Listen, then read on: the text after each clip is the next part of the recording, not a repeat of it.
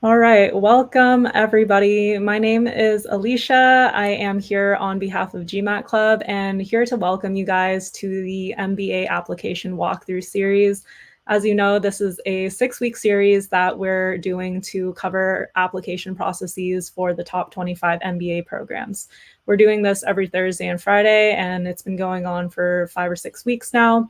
And we feature some really good admissions experts and admissions team, and pretty much will take you very detailed step-by-step through every aspect of the online application process. Make sure that you guys subscribe to the channel to stay updated and support us in organizing more events like this because we really love sharing all of the info that we have. Also leave a like on this video so that you can find it later, helps us out in the algorithm, all of that. So again, I am your host, and for today we are covering McCombs. With me here is Jennifer T. Cannot do the last name again. She is the CEO of Aringo. Jen has helped hundreds of people with their MBA applications, definitely one of the best people to talk to and learn from about this. So welcome, Jen. It's great to have you. I'll hand it off. Thanks, Leisha. I really appreciate it. Super excited to jump into Texas McCombs MBA application. I know that if you guys have watched any of the other videos, we jump in immediately to the actual application, but McCombs is a little bit different in the fact that one, it's offering a waiver this year, and that they make you sign up for a little bit of their own kind of like login ID. So I wanted to do that quickly just because it's a little bit different from other schools. So we'll get started here, and I'm definitely going to be switching screens and sharing different tabs. So just bear with me as we kind of navigate this process. So Texas McCombs is an amazing MBA program, and if you go to their website, you'll see that you can get into their application process and applying. So they'll go through the steps of what's needed for the application itself. But I know that a lot of people are interested in the waiver, so I wanted to make sure you knew where to find it and how it kind of works. So if you click on this test waiver petition, you will be taken to a pop-up screen. And let me see if I can share that with you guys. Oops, sorry. I'm going to share. Sorry about that. So this is the test waiver. And so if we go through the test waiver, you can see it does make you start the application itself. Can you guys see that okay? It looks a little bit different on my screen, but yeah, I got it up. Okay, cool. So it does make you create the application itself, you start it, and then you submit the waiver prior to submitting the entire application. So just, know that you can actually submit the waiver without having to complete the entire application, which maybe takes a little bit of pressure off of you of like, oh my gosh, I have to have everything ready for this application before I even know if I get a waiver for the GMAT and GRE. I know that a lot of people have questions about that. So, if you do have questions, go ahead and ask them in the chat box. Alicia will be able to help us with navigating those. But, just know that this is the process for getting the waiver. Okay, so cool. Quick general question, Jen. Yeah. In what situations do you recommend that someone submits this test waiver? Yeah, good question. So if you think that you have a competitive background with strong academics, you can absolutely request that you get a GMAT or GRE waiver from Texas McCombs. Let's say that you don't have a GMAT or GRE score yet, or maybe you don't feel like it's the best that it can be. The good part about especially their process is you can submit all of your data for them to understand if you're well qualified and make a decision. If they do decline your test waiver, you can still submit your GMAT or GRE score or take it and then submit your application. So, it's kind of like no harm, no foul. If you ask for the waiver and don't get it, then you have the ability to actually submit with a score as well. So again, like if that's, you're like, I'm crunched for time, I absolutely want to do this, but I don't have time to take the GMAT or GRE, the test waiver can definitely be a great option. If you're not feeling like your GMAT or GRE score are representing your academic capabilities, that's another opportunity for you to maybe just ask for a waiver and not have to worry about sharing with them a low score. So any other questions about that, Alicia? No, I think we're good for now. Okay, awesome. So I am going to switch over now, and I wish that it would, sorry, I know that this is a little cumbersome, but I wanted to make sure that we had that part kind of under, that we all were part of that process. So once you submit, like once you go to the start application process. Oh, I'm not seeing the screen share now. Yeah, I'm about to. Sorry. I was trying to navigate and see which one I wanted to do first. So again, Texas McCombs does have a little bit of a different system that they do ask you to sign up for an EID number with them. And so it's essentially just registering in their system to start an application. So you do have to create that, go through and verify through your email, and then log into the portal. And I did, if I clicked on the EID system, I did have a little bit of a harder time finding where to go to get to the application. So if you start your application and come back to it, I actually found it a lot easier to go back to the main application page and click the apply button. And then it brought me to this portal here where we are. So just a little bit of clarification. So once you do get registered and you start the application, I'm going to go ahead and you would hit start new application. And then what I have appear here will be what you'll see. So this is the portal itself, asking you for some very general information about who you are and what you have, like this basic demographic information. And the ones with the stars, obviously you need to fill in, but make sure that like if you have any specific like preferred names or anything, that you absolutely put that in there. Mailing address obviously would be used for official communication. And then your current email address, phone numbers, etc. Some people do have questions about citizenship. So this is, where you would maybe try to figure out and determine which is the best answer for you. And then where your primary citizenship is. And if you have dual citizenship, the other location that it might be in.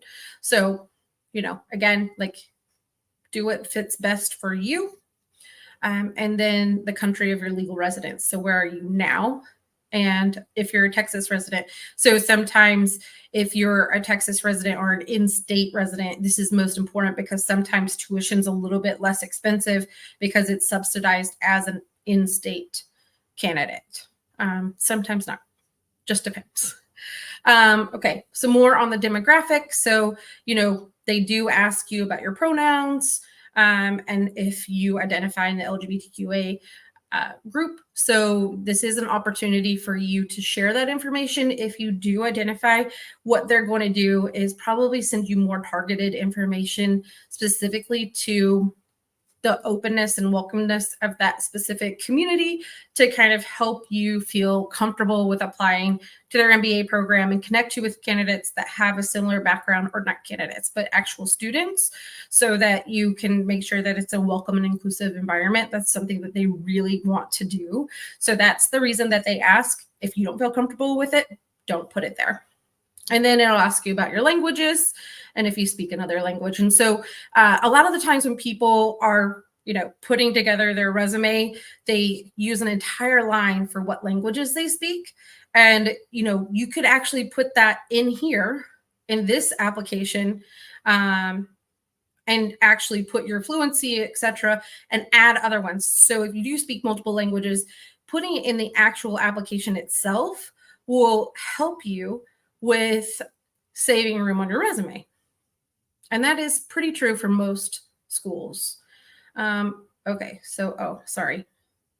I was not born in 1975, but I'm definitely not born in the 1990s. But anyway, so you obviously have to fill out specific requirements to get past this actual screen.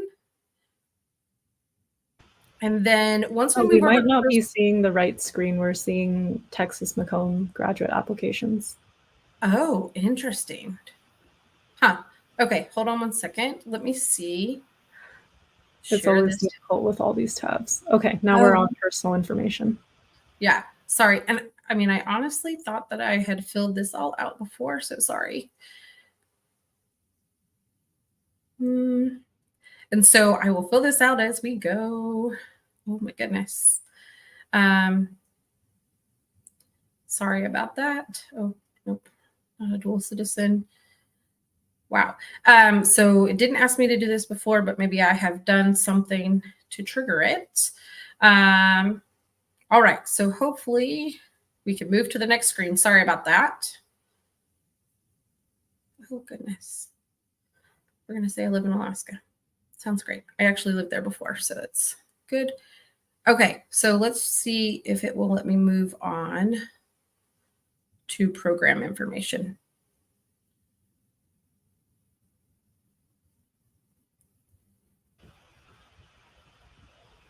Okay, it's loading. Give it a minute. Okay, perfect.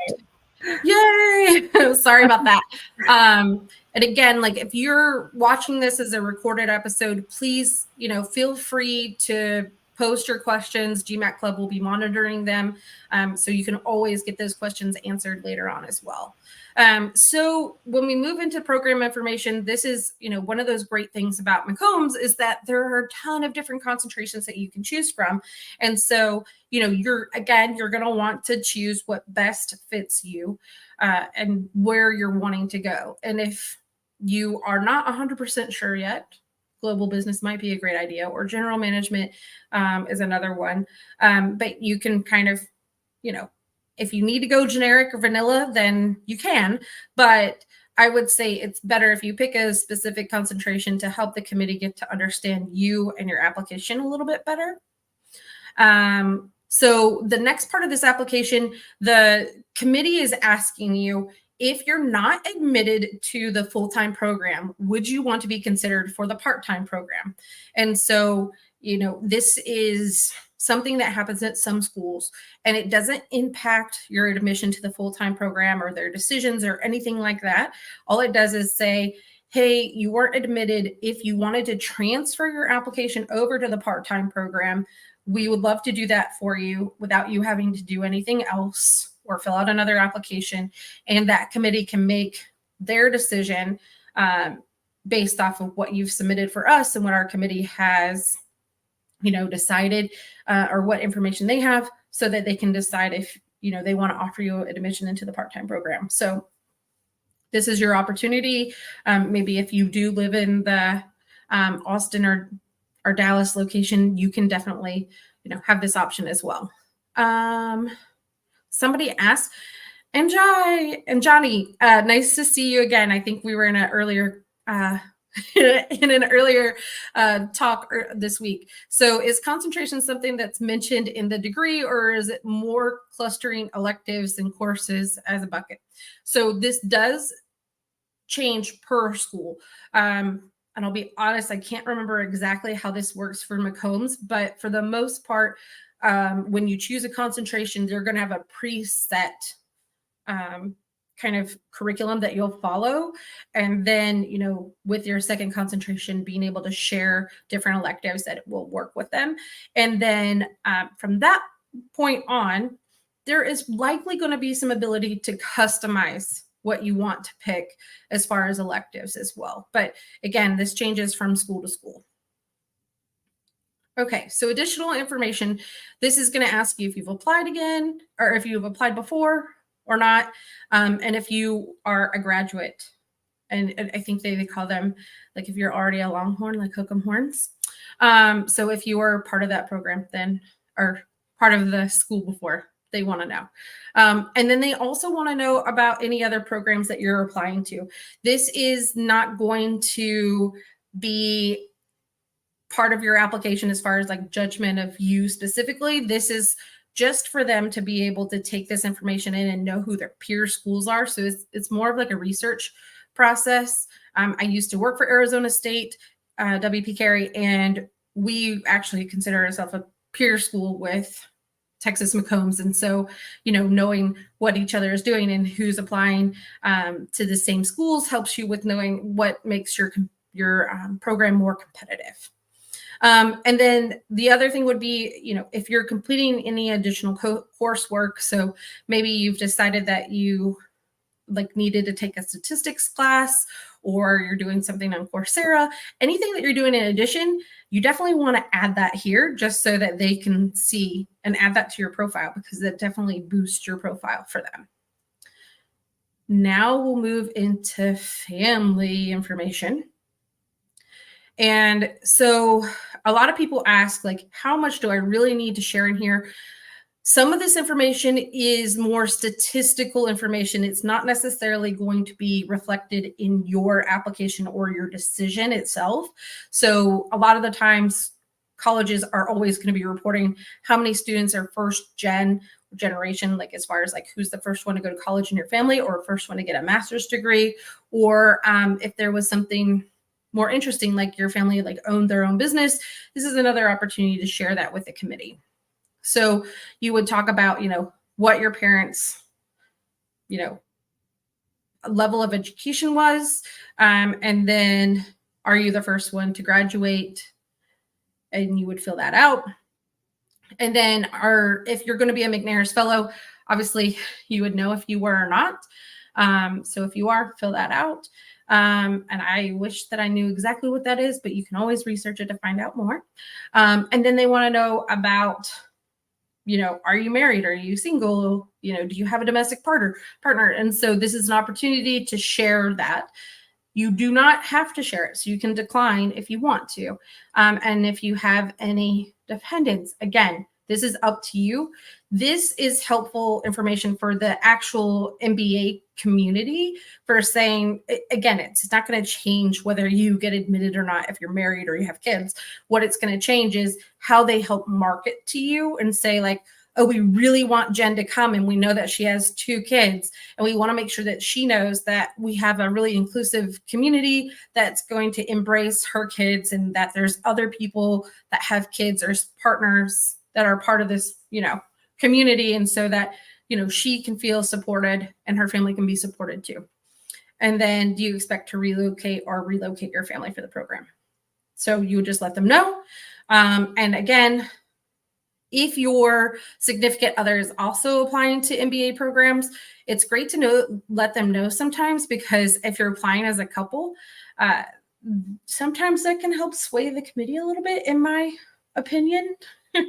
So it will help them with deciding, well, we know if we want Jen, we have to admit Harry. And so, it could help. It could not. It could be nothing. It could be null. But it is good for them to know if you're applying as a couple, because plenty of couples apply to the same MBA program all the time. Okay, so test scores. Again, remember that they do offer that waiver. So if you don't have a waiver, or if you don't have a GMAT or GRE score, or you don't want to share it, you can use this waiver here by clicking on this. I'm not going to, because we've already gone through that process and it will probably mess up all my windows. But you can always just rewind to get to that screen. So if you want to submit your valid scores, it's going to talk to you about how you do everything and how you self-report them. And then you're going to add your test score here. This is part of your self-reporting. And sometimes this is the system that it is. It just takes time for these to work. So you would, put in what your score is, the test date, all the specific information about your score, etc. here. There are specific fields that do have to be completed, but not all of them do, right? So, did you send it to UT Austin? You can decide if you wanted to do that or not. All right.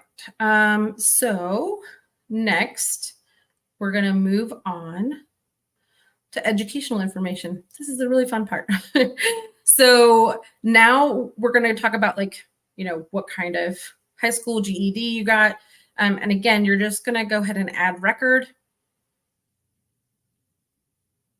And it takes a little bit of time.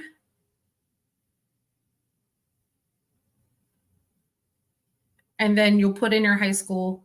And again, if your school is not listed here, then you can always put your other institution. This will likely happen if you are an international student.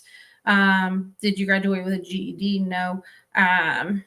So you would put in this information, and then it would take you back to the main screen.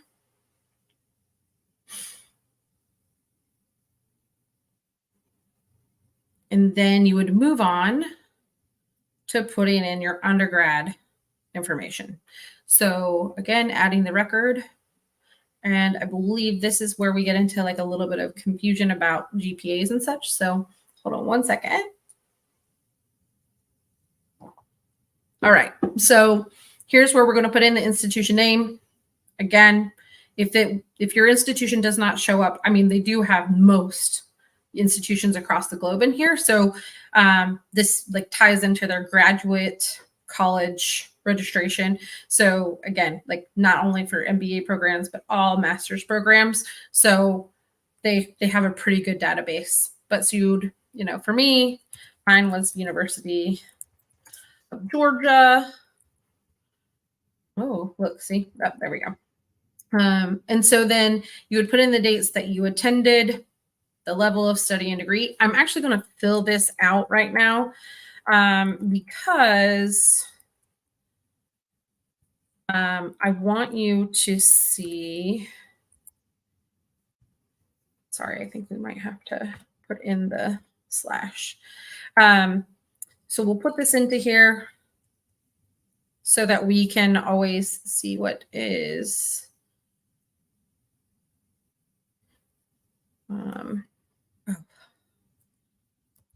Man, you're getting a lot of information. So if you don't know your class rank, it's okay to not fill that in. But if you do, then you can definitely put that there. So if you by chance know that like you were in the top 5%, you could put, I believe 5%, you put in your GPA.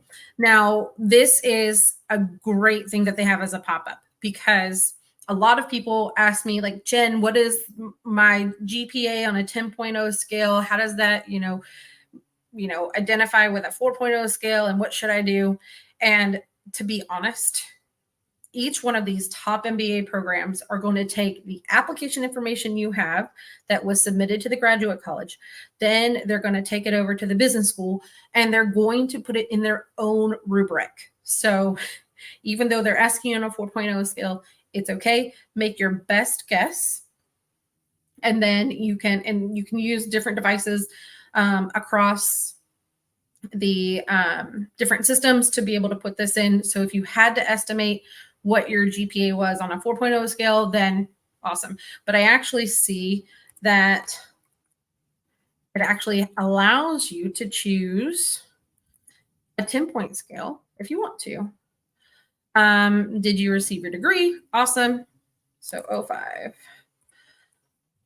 Don't judge me on those dates. This form not complete yet. There's one problem with the submission. Okay. So it doesn't allow me to put in the 5% that I was going to try to do. So you could put that you were 5, like number 5 in the class. They'll never know how many people were in there. But there's another place where you could probably put like if you were in the top 5 or 10 or 15% of the class, that they can definitely see that as well. All right.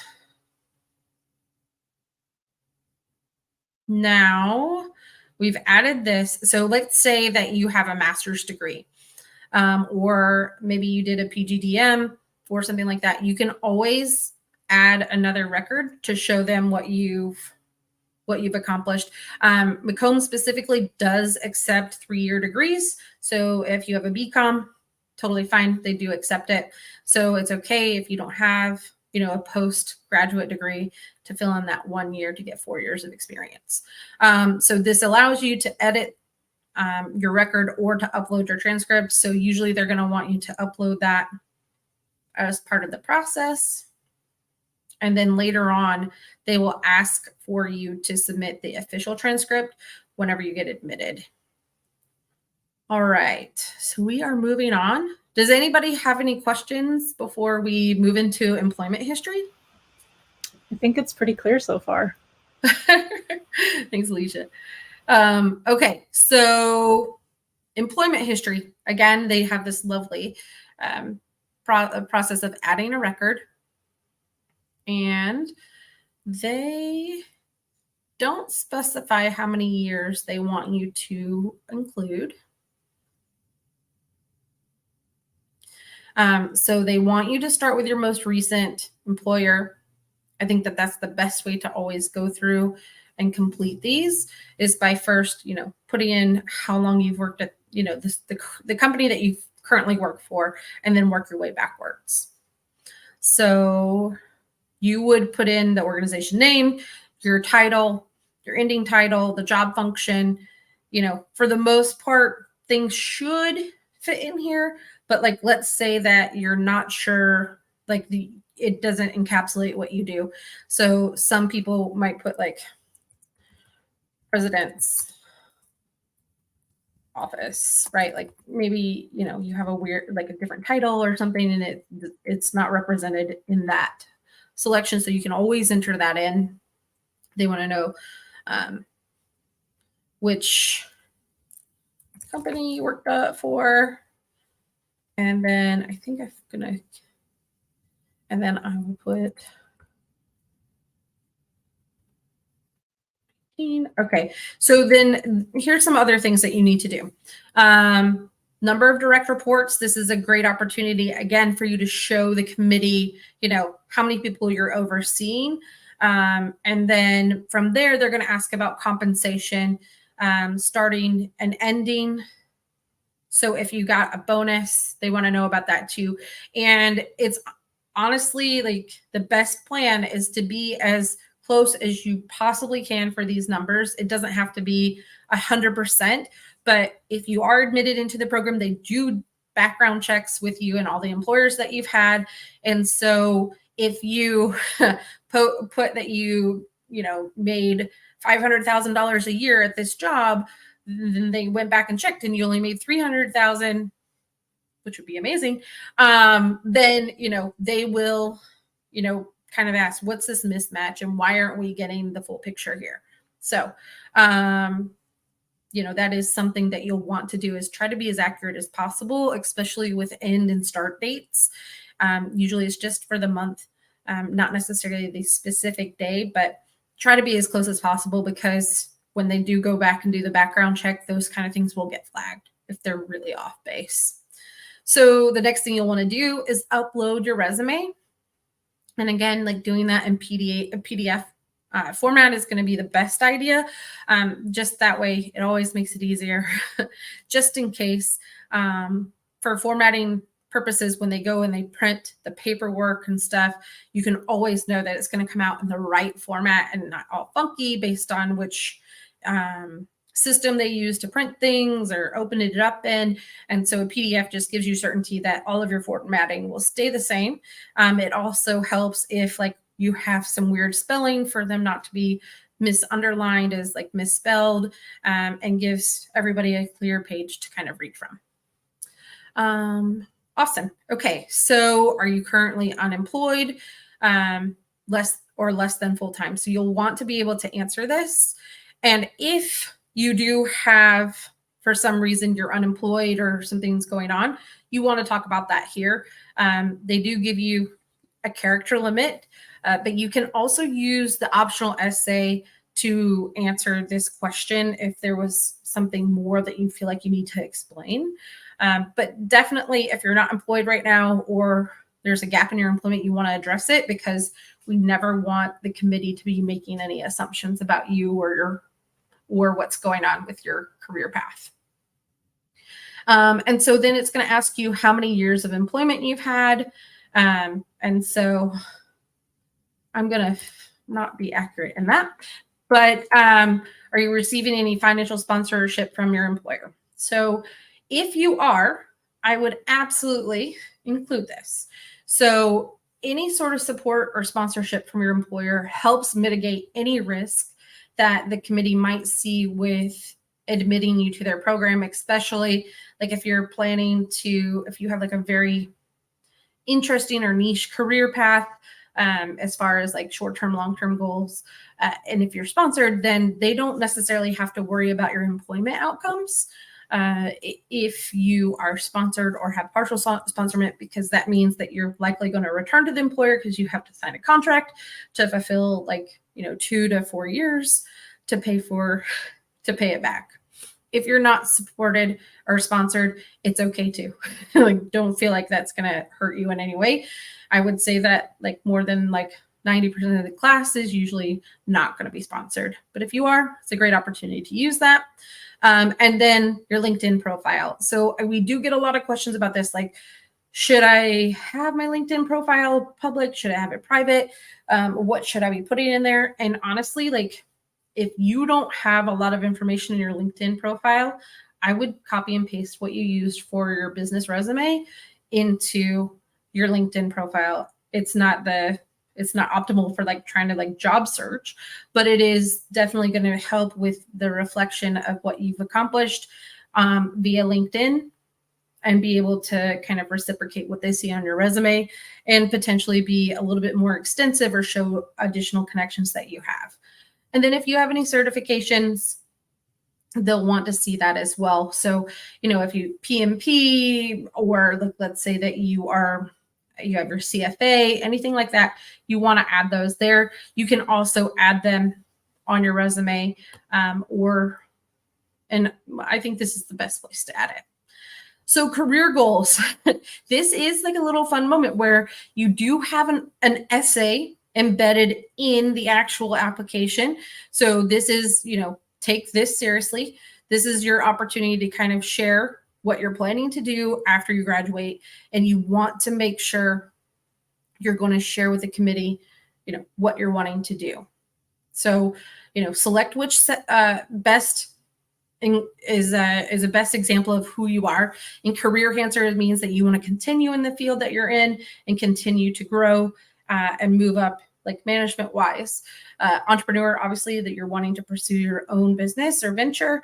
And then career explorer. And this is where I think it's good to maybe tell the committee that you're open to exploring different options, and that you're not tied down to specifically I'm wanting to continue in finance or pivot into finance. I'm kind of open to a couple of different things. And then career switcher is that moment of saying, I want to move from product management into finance, or etc. So these are the different profiles you can choose, and they do have their own explanation there as well to help you with deciding which one to choose. And then beyond that, this is a time to put a very succinct, when I graduate, this is what I want to do. I want to get a role in finance, working with a company like JP Morgan, right? So you just want to make it pretty short and sweet so that they can see that. And then there's obviously more opportunities for you to address that throughout the application. So what's your target industry? Airline, wow, they have a lot of options, a lot more than others. And then, immediately after grad. So these should be reflecting and sounding similar to each other as you're kind of moving along.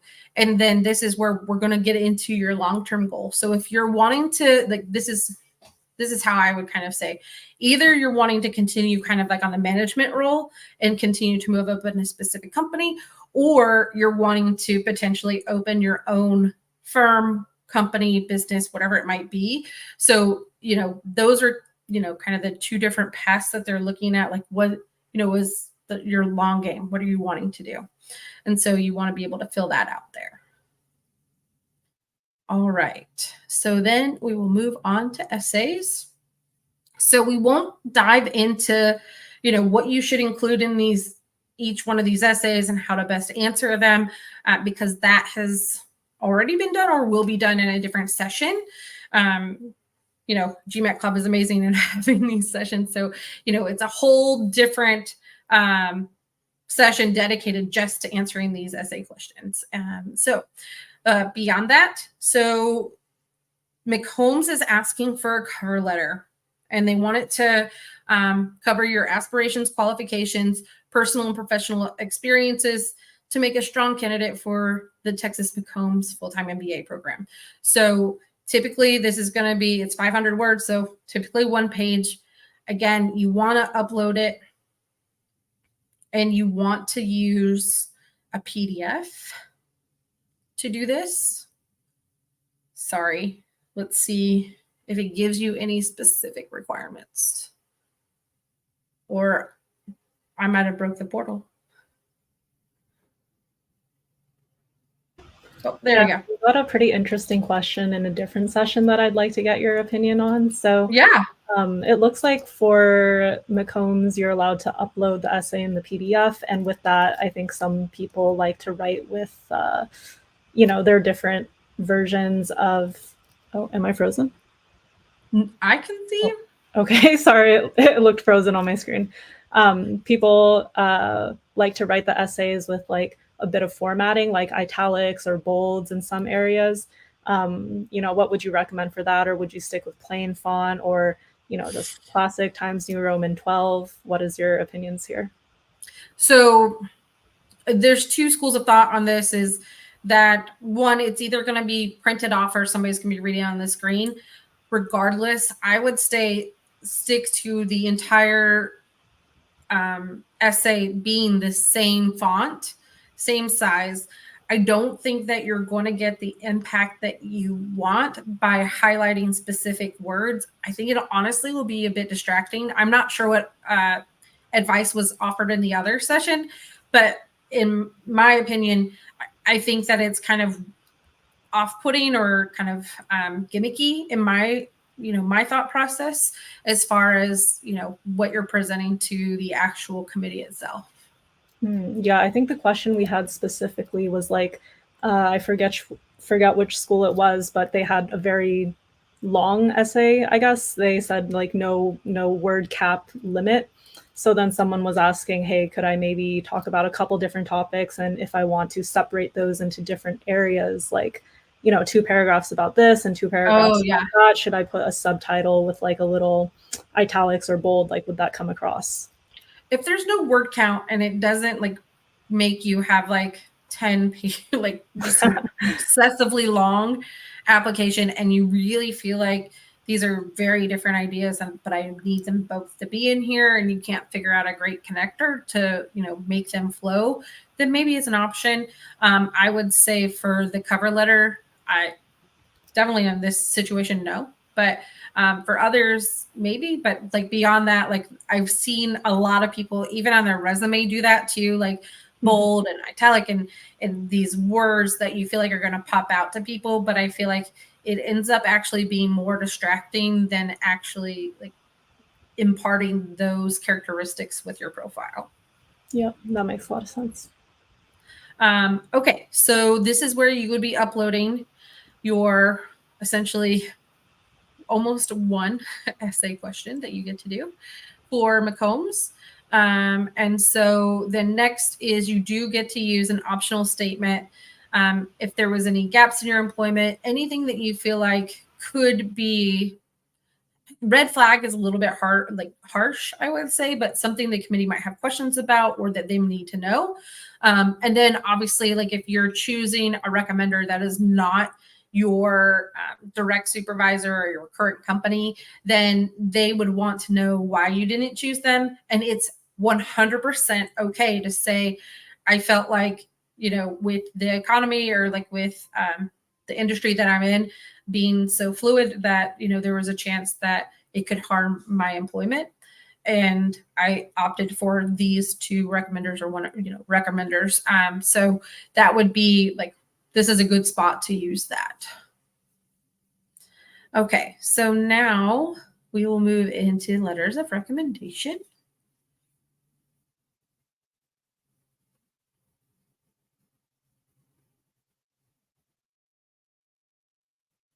Okay, awesome.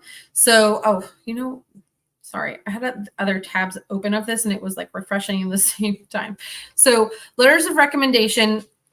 So I feel like we could kind of dive into specifics about who should be a recommender, but on the surface level, it should be somebody who you have worked with directly, that supervised you for the most part, and can speak to your qualities of leadership, readiness for an MBA program, and be able to really speak to who you are, your qualities.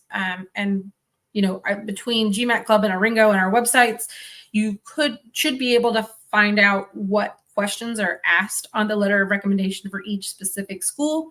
And reading that before you choose your recommender is a great idea, just so that you know that you're choosing the right person that can judge different parts of your application. It will give you a caveat that for the most part, they want you to have somebody who's going to use their corporate email. If they don't have a corporate email, then you need to kind of reach out to the committee and let them know, hey, this person cannot receive outside emails. Like they're specifically mentioning the military and Deloitte, but if there's anybody else who has a high level security where they don't allow outside emails, then that is your opportunity to say, oops, I need to let the committee know that my recommender is not going to be able to use their personal email address. So then from that point on, you're going to list out who they are, their name and their email address. And then from there, this is an important question. So do you waive your right to access somebody's letter of recommendation? So it's here because you have the right to reserve this option. But I'll tell you two things. One is if the committee sees that you did not waive your right, means that you are putting some restrictions on your recommender that may signal that maybe you're afraid of what they might include. And for some recommenders, it also might feel like there's a lot of pressure for them to put something specifically, and so they might not feel like they can be 100% truthful or something like that. Because essentially what happens is people come back. If they're not admitted, they'll come back to the admissions committee if they did not waive their right and say, I want to see this letter of recommendation. And then they essentially kind of might assign a little bit of blame to the recommender for being one of the reasons why they didn't get admitted. So in my opinion, it's best to always waive your right to access the letter of recommendation. I hope that doesn't violate any sort of legal advice or anything like that. Again, this is my opinion and what some of the perception could be if you did not waive your right to be able to see it. And then you'll place your signature on here that you're guaranteeing that this is the person that you've chosen as part of the actual recommendation. And then once you submit that, you could be able to move to the next part of the application of getting to know you. All right. I don't see any questions right now, so just want to make sure. So emergency contact information, again, this is, for if you're admitted, needing to be able to contact somebody. If you are having somebody fill out the application for you, sometimes if you're a Fulbright candidate, this is when you would need an application representative. So for the most part, this wouldn't happen unless there was some sort of accessibility issue and you needed adaptive assistance for being able to complete the application itself. So what prompted you to apply? So this is, again, another opportunity for them to, one, do a little bit of school research and understand motivations for people for what the success of their marketing is doing. But then also, secondfold is if you are admitted, they would use this information to maybe help recruit you to actually accept your admission and to actually come. Because MBA programs, not only are they worried about admissions rates, but they're also worried about yield, right? Which means how many people that they admitted actually come. And so that they want to keep that yield number high. And by you checking specific boxes tells them, hey, I'm most interested in the curriculum, or if I was most interested about the cost of the program, they might say, oh, maybe we would offer them some additional scholarship to help retain them. I'm not saying everybody should check that because that doesn't automatically happen, but that could be one of those things.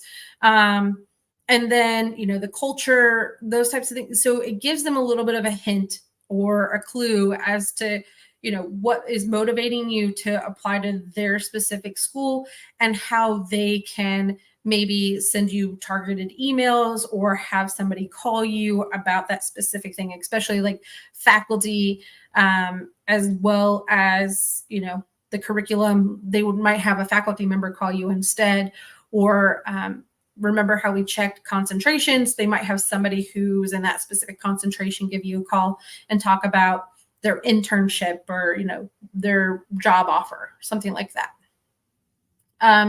So the next section is going to be talking about any sort of specific groups that you would want to be a part of or affiliations. And so these are really great groups that are going to help you with, again, getting more targeted or personalized emails from the committee or from the school itself.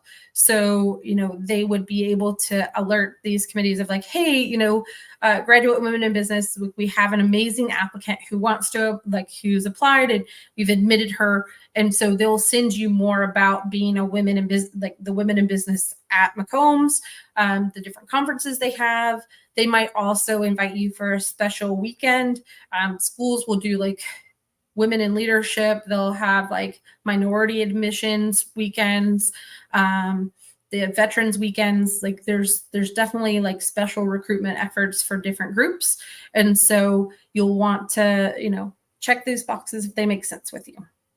And then if offered admissions, may we share your contact information with admitted students or current students or alumni? So, obviously I would click yes, because if you were admitted, you want to, make sure you have the full scope and understand the program itself. And so they're asking for your permission to share your contact information to be, hopefully congratulated about your admission and, recruiting you. Okay, so the final page is the certification of instructions. And so this is going to tell you everything that you've gone through, whether things are complete or not. So in comparison to other programs in their application, McCombs does not allow you to print a copy of your actual application.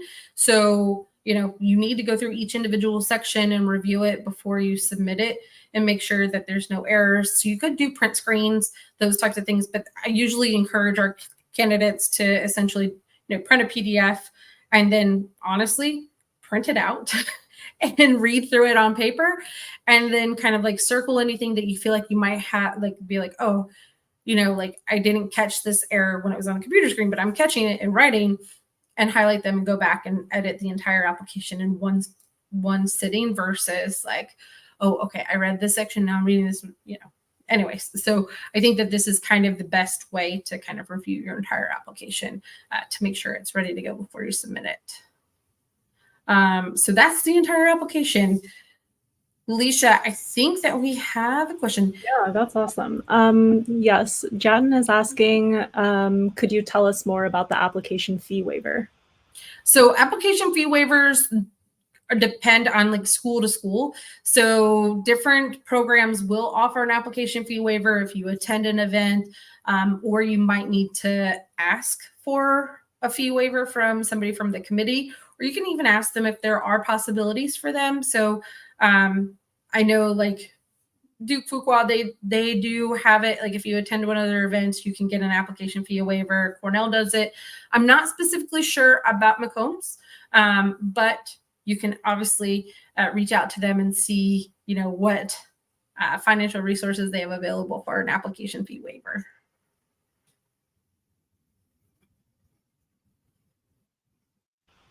Awesome. That's very helpful. This is really great. Thank you so much for walking us through the application. I guess a couple other questions that came up. One of the things that I was personally curious about when you were in the, I believe, I forget which section, but something that I found quite unique about this application was the different segments that they had for your future career goals. Could you give us some more advice on this, like this, I don't know, section, just because it seems specific to McComb? Yeah, absolutely. I believe it was under employment, but it might be under essays. Yeah, I hadn't seen those like buckets that they had.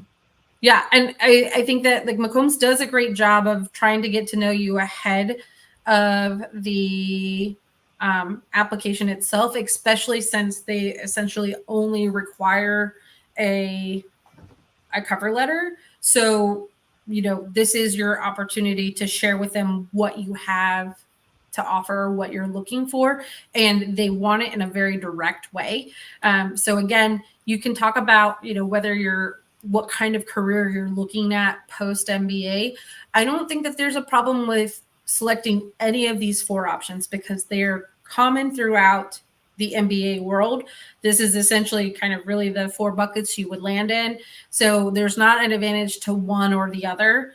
I think that the biggest thing is that it definitely resonates with you and your story, and making sure it makes sense with what you're telling the committee between your resume, your essays, or cover letter, and what you hope to share when you're in your actual interview itself. And I actually realized that you can't see the drop down when I click on the button, but these are the options, right? Like career enhancer, explorer, switcher, or entrepreneur. And then again, like this, you know, 140 characters is not very much. So, you know, what kind of short-term goals? And this is, you know, not 100%. Looking move into finance with a company like J. Morgan in their educational sector.